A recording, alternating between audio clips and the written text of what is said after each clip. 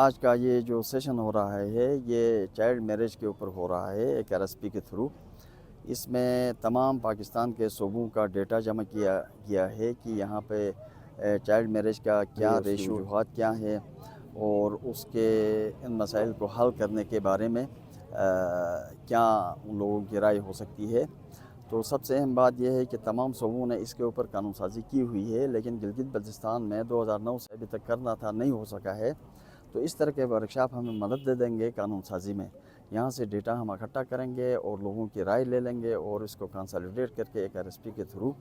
ہم متعلقہ اداروں تک یہ پہنچائیں گے تو قانون سازی بنانے میں ہمیں مدد مل سکے گی۔ اس کا واحد مقصد یہ ہے۔ اور دوسری اہم بات یہ ہے کہ اس کے اوپر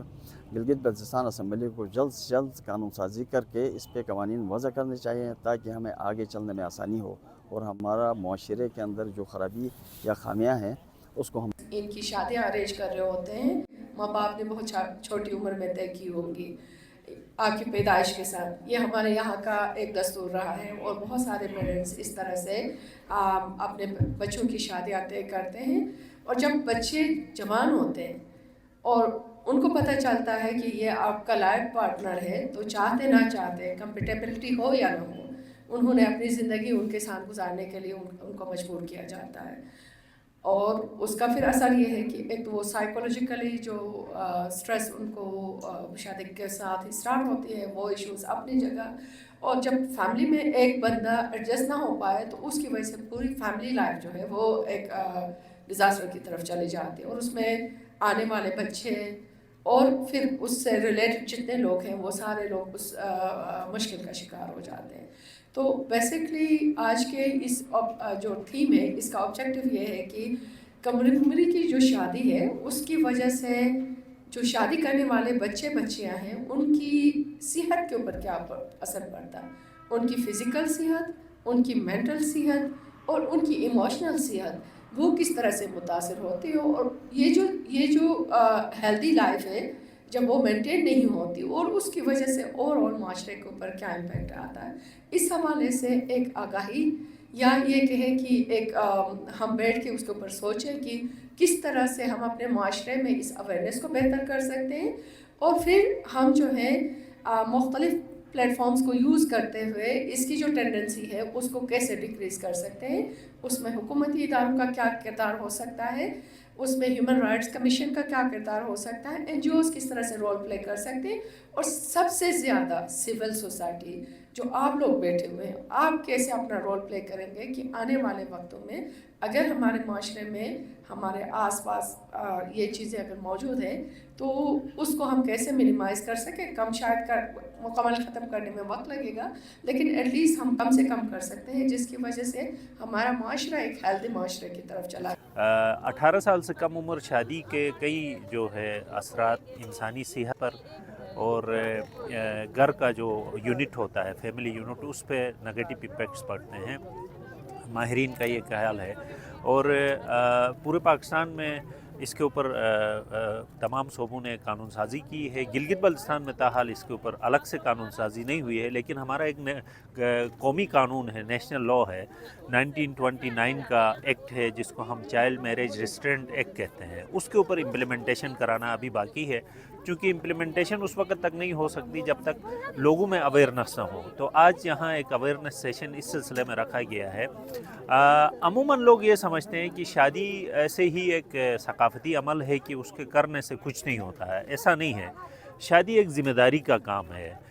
ایک فیملی یونٹ جو معاشرے کا ایک اہم ادارہ ہوتا ہے، ایک خاندان ہوتا ہے، اس کی تشکیل کا نام شادی ہے، اور اس کو تشکیل دینے کے لیے جو کپل جو جوڑی شادی کرتی ہے ان کا ذہنی پختگی، جسمانی پختگی اور معاشی پختگی یہ بہت ضروری ہے۔ کہ ہم بہت سے ایشوز کو انڈر کارپیٹ رکھتے ہیں اور اس کے ریپرکشنز جو ہوتے ہیں وہ شدید ہوتے ہیں کہ پوری سوسائٹی اسے سفر کرتی ہے۔ جیسے ارلی چائلڈہڈ میریجز کے حوالے سے ہیلتھ کے کیا امپلیکیشنز ہیں، ڈیٹیل میں اعزاز صاحب نے بات کی، لیکن جب میں سٹی ہسپتال میں جب سرجیکل یونٹ میں کام کرتا تھا اور ہمارے جو فارفلنگ ایریاز ہیں وہاں سے بچیاں آتی تھیں ملٹیپل پریگننسیز کے ساتھ، عمر پوچھتے تھے کتنی ہیں، 17 سال 18 سال، کتنا بچہ ہے، 5واں بچہ ہے، 6واں بچہ ہے۔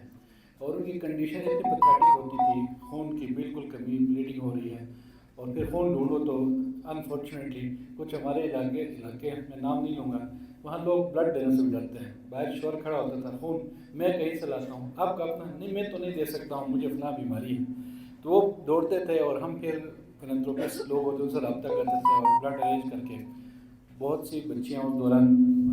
موت کے منہ میں چلی جاتی تھیں، اور پھر ان کا امپیکٹ بچوں پہ، اب خود خاتون مال نورشڈ ہے، خون کی کمی ہے، تو اس سے پیدا ہونے والا بچہ بھی ظاہر ہے وہ کمزور ہوگا،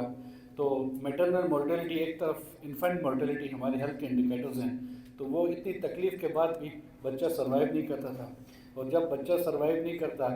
تو ظاہر ہے اس کو وہ بھی سٹریس ہو گیا، اپنی بیماری کا بھی سٹریس ہو گیا، اور پھر بعض کیسز میں اگر 3-4 بچیاں ہیں تو وہ اندر کہتے دعا کریں کہ میرا کوئی بیٹا ہو، کیونکہ میری پہلے سے 4 بچے ہیں، تو زمانے بھر کے غم اور ایک طرح غم، یہ غم ہوگا تو کتنے غم نہ ہوں گے، تو میں سوچتا تھا کہ اتنی چھوٹی عمر میں اتنے سارے بوجھ، شوہر کیا کرتا ہے، ڈرائیور ہے، بے روزگار ہے، مزدور ہے، 5 بچے ہیں، وہ بھی بچیاں ہیں، بچہ نہیں، خود اپنی صحت خراب، تو وہ انیستھیزیا کے دوران جب ہم اس پیشنٹ کو انگیج کرنے کے لیے باتیں کرتے تھے تو بڑا دل دکھتا تھا کہ اتنی چھوٹی عمر میں ایجوکیشن بھی نہیں ہے، ہیلتھ بھی کنڈیشن ہے، فائنینشیل ایشوز بھی ہیں، تو اس نے الٹیمیٹلی سوسائڈ کرنا ہے، اور وہ کہاں جائے گی، اور سوسائڈل ریٹ بھی اس لیے بڑھ رہا ہے کہ ایک تھریش ہولڈ لمٹ ہوتا ہے، اس کے بعد ہر انسان کی بس ہو جاتی ہے، تو سب سے اچھی جو ایک چیز نظر میں نے دیکھی کہ ابھی ہم اس پہ بات کرنے لگے ہیں، جب آپ بات کرتے ہیں تو الٹیمیٹلی اس کا کوئی نہ کوئی حل نکلتا ہے، اسٹگمیٹائزیشن سے ہم نکل رہے ہیں، پہلے تو ان ایشوز میں سوسائٹی میں بات کرنا بھی جرم سمجھا جاتا تھا، اب چلیں اتنی ایکسیپٹیبلٹی آئی ہے کہ اب ہم کم از کم بات کرتے ہیں، تو بات چل نکلی، اب دیکھیں کہاں تک نکلے، تو امید ہے کہ یہ آگے تک بات نکلتی رہے گی۔